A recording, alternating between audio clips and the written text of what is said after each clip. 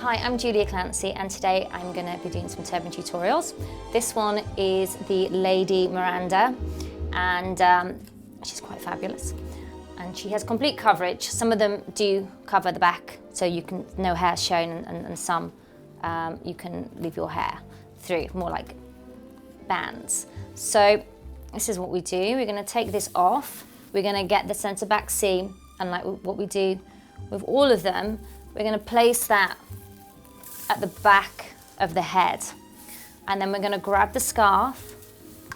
We're going to make sure, here's what's really important, that we've got a good amount of tension. So we've got good fit at the front there. And once we've got that tension, we're going to twist it. Now, and then twice, kind of like once and a half, to be honest with this one, because it's heavier. And then we get the loop and we place it back over, like we do with the other classic style.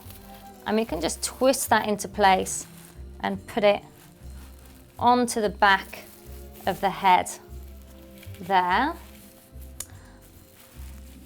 like so. And then that's how we tie the Lady Miranda turban.